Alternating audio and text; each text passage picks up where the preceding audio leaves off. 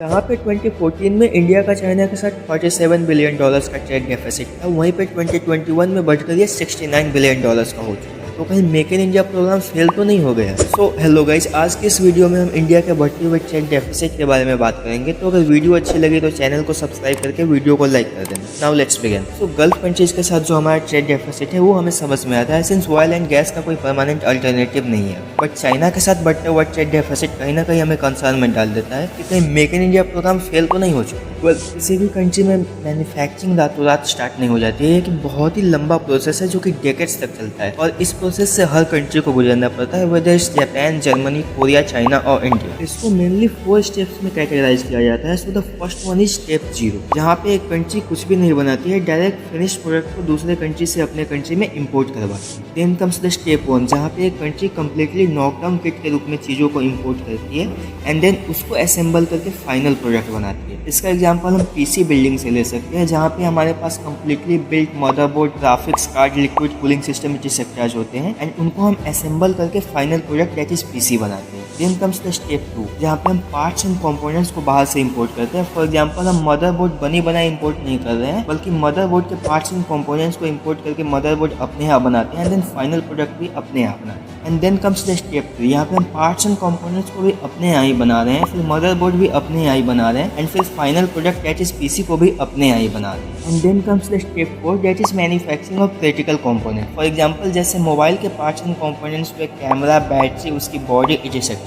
और कैमरा में जो कैमरा लेंस लगता है, बैटरी में जो लिथियम आयन सेल्स लगते हैं, या फिर इलेक्ट्रॉनिक्स का ब्रेन होता है सेमीकंडक्टर से, इसको हम क्रिटिकल कंपोनेंट्स बोलते हैं, जिनको बनाना बहुत ही कॉम्प्लिकेटेड होता है। अगर इंडिया की बात करें तो 2014 से पहले हम स्टेप 0 पे थे, मतलब हम डायरेक्टली फिनिश्ड प्रोडक्ट को बाहर से इंपोर्ट करवाते हैं। फिर 2014 में Make in India program launch हुआ और 2015-16 के अराउंड हम स्टेप 1 पे थे, मतलब हम कम्प्लीटली नॉकडाउन किट के रूप में चीज़ों को इंपोर्ट करके उसको असेंबल करते हैं। फिर 2018-19 के अराउंड हम स्टेप 2 पे आ गए, मतलब कि हम पार्ट्स एंड कंपोनेंट्स को बाहर से इंपोर्ट करके उसको असेंबल करने लगे। फिर 2020 में प्रोडक्शन लिंक्ड इंसेंटिव लॉन्च हुआ और उसके बाद हम स्टेप 2 से स्टेप 3 के ट्रांजिशनिंग फेज में आ गए, मतलब कि कुछ पार्ट्स एंड कंपोनेंट्स हम अभी भी बाहर से इंपोर्ट करवा रहे हैं, बट कुछ हम अपने यहाँ भी बना रहे हैं। और जहाँ तक बात है स्टेप 4 की, तो उसके तरफ भी इंडिया अपना पहला कदम रख चुका है। रिसेंटली वेदांता ने $10 बिलियन की मैसिव सेमीकंडक्टर प्लांट का कंस्ट्रक्शन गुजरात में स्टार्ट कर दिया है, और टाटा भी अपने सेमीकंडक्टर मैन्युफैक्चरिंग प्लांट्स के साथ सामने आ चुका है। तो यहाँ पे एक क्वेश्चन आता है कि जब हम इतनी सारी चीज़ें खुद से बना रहे हैं, फिर भी हमारा ट्रेड डेफिसिट इंक्रीज क्यों होता जा रहा है? वेल, इसका आंसर सिंपल है। जैसे जैसे इंडिया में मैन्युफैक्चरिंग बढ़ने लगी, वैसे ही इलेक्ट्रॉनिक सामानों की प्राइस कम होने लगी और इंडियन मार्केट में इसका डिमांड बढ़ने लगा। और इसका प्राइम एग्जांपल हम 2014 में स्मार्टफोन यूजर्स एंड 2022 में स्मार्टफोन यूजर्स से ले सकते हैं। और साथ ही इंडिया का export for the first time 2021 में 400 बिलियन को क्रॉस किया और 2022 में 470 बिलियन तक जाने वाला है, मतलब कि इंटरनेशनल मार्केट में भी इंडियन गुड्स की डिमांड बढ़ने लगी है। तो इस डिमांड को फुलफिल करने के लिए इंडिया में बहुत बड़े स्केल पे मैन्युफैक्चरिंग हो रहा है, और इस मैन्युफैक्चरिंग में जो क्रिटिकल पार्ट्स एंड कंपोनेंट्स लगते हैं वो हम चाइना से इंपोर्ट करवा रहे हैं। तो जितनी ज्यादा मैन्युफैक्चरिंग होगी उतने ही क्रिटिकल कंपोनेंट्स की जरूरत होगी और उतनी ही ज्यादा हम चाइना से इंपोर्ट करवाएंगे। फिर यहाँ पे एक और क्वेश्चन आता है कि चाइना ही क्यों, जापान, जर्मनी, कोरिया क्यों नहीं? वेल, ये countries already well developed high income economy से, मतलब कि यहाँ पे कॉस्ट ऑफ प्रोडक्शन बहुत ज्यादा है, तो यहाँ की जो क्रिटिकल कंपोनेंट्स होंगे वो चाइना के कंपेरिजन में बहुत महंगे होंगे, और अगर हमारा बेस ही महंगा हुआ तो फाइनल प्रोडक्ट भी महंगा हो जाएगा, और इससे इंडियन प्रोडक्ट्स ना तो इंटरनेशनल मार्केट और ना ही इंडियन मार्केट में कॉम्पिटिटिव रह पाएंगे। इसलिए हमें चीपेस्ट पॉसिबल ऑप्शन की तरफ जाना पड़ता है, दैट इज चाइना इटसेल्फ। तो ज़्यादा नहीं, 5-6 साल की और बात है जब हमारे यहाँ भी क्रिटिकल कंपोनेंट्स की मैन्युफैक्चरिंग स्टार्ट हो जाएगी और फिर धीरे धीरे हमारा ट्रेड डेफिसिट चाइना से कम होने लगेगा।